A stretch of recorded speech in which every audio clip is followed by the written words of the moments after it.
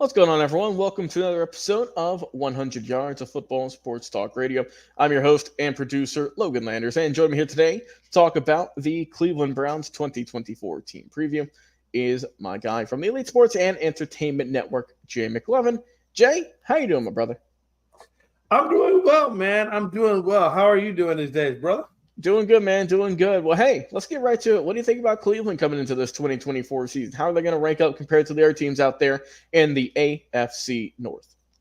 Yeah, this team has a lot of questions behind it. Number one, what version of Deshaun Watson are we getting? And number two, can Deshaun Watson stay healthy? And if not, then Jameis Winston is right behind him. And we haven't seen Jameis Winston in quite some time throw a football. And how well would he then come in to prepare? So there's definitely some issues at quarterback for them. I do think that Jameis Winston, though, does have a lot of upside. So it's going to be interesting to see how this quarterback room shapes up and what exactly you're going to get from them. That really is question number one, which is a big question, is that quarterback spot. Question number two, which is the second biggest question on this team, is how well is Nick Chubb progressing? Last time I heard, he was squatting 558 pounds, Logan. So it seems like he's doing well, but there's still no timetable set for when he's going to return. So if he doesn't return between now and maybe week 3 or 4, maybe, how well are they going to get off to? You got TJ Ford and you have Deontay Foreman as number 2 and 3 on the depth chart, and they didn't do bad. But, I mean, these aren't like franchise-leading running backs either. Now, the one bright side is they brought in Jerry Jeudy to offset some of the pressure off of Amari Cooper, and then they still have Elijah Moore and David Bell, and then you got your tight end in Njoku. So you have a really good number of receiving targets to throw for Deshaun or Jameis Winston to throw the ball to. So that should help them out as well. You turn it over and you look at the defensive side. You still got Zadarius Smith. You got Myles Garrett, and you got Delpit out there at the safety spot. So, and then you got Zadarius Smith. I mean, you've got some good spots all over this team that could produce another good season. Now, they got 11 wins last season, Logan, and that was without having Nick Chubb after week 2 and really a little bit crappier quarterbacking group. So it's going to be interesting to see how well they come out this season. You're in the Steelers are looking pretty good now that they've got at least some sort of good quarterback play, at least on paper, over there. So we don't know what we're going to get out of Pittsburgh yet, but they look like they could be putting up something pretty nice. You got the Bengals, who have a healthy Joe Burrow coming back, so that could be something really hard to deal with. And then you got the Ravens, who just brought in Derrick Henry, and they're looking really good. So this is not going to be an easy division by any means for this Cleveland Browns team to compete in. Do I think they can get 11 wins? It's possible. But I don't know. I don't know if I really believe that 100%, because I don't know if I believe that 100%. And I think there's at least 6 or 7 games that I see as being trouble for them. I'm going to go another 9-8 or 10-7, Logan, in terms of worst case, best case.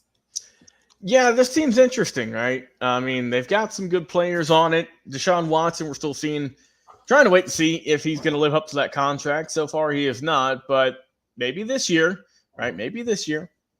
Nick Chubb, I mean, like you said, he's squatting. He's looking good in the gym, but how's that going to translate to on the field? Hopefully good. We know that he is a great running back when he's healthy. So best of luck to him. Hopefully we can get him back on the field sooner than later. Amari Cooper has been a good player for a while. Jerry Jeudy, who they picked up, I think that's good for his career to get a change of scenery.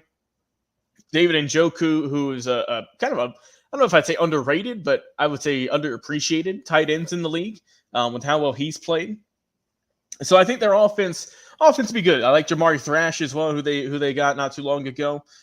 He's a really good player who they drafted out of Louisville in this past year. So he's someone who could have a good season. David Bell, of course, who's another somewhat young player drafted out of Purdue a couple of seasons ago. So they've got a really good core, I think. And when you look at their defense, you mentioned some good guys like, of course, Myles Garrett, J.O.K. on the linebacking core, Denzel Ward, Grant Delpit. I mean, I think this is a really good team. I know overall, but I'm with you on that, right? I think that we just talked about Pittsburgh, who they've improved, I think, a good bit. I still think that this is a division run by two teams, and that's going to be Baltimore and that's going to be Cincinnati. I do believe that. I do think it's going to be a tighter race than it has been in years past, because I think that both Pittsburgh and Cleveland have improved their rosters. They have gotten better, but I don't know if they could get over that hump quite yet. So I do like Cleveland as a team. It's maybe a wild card spot, perhaps, Yeah. but Yeah. I don't think they're going to take the North this season. But Yeah. I will say, though, and much like Pittsburgh, it wouldn't surprise me if they did. Yeah. But it's just I've seen more consistency over the past handful of seasons over Cincinnati and Baltimore that I feel more comfortable trusting them, in my opinion, of taking home their division crown than these two teams here. I think that they're good. I think Cleveland is better. We'll see what happens though overall. But I think, like you said, Jay, and like we've been saying about this team for years now, if Deshaun Watson can play like he played back in Houston, this is a team who could win the North. And I don't think there's any question about that. We just have not seen that yet.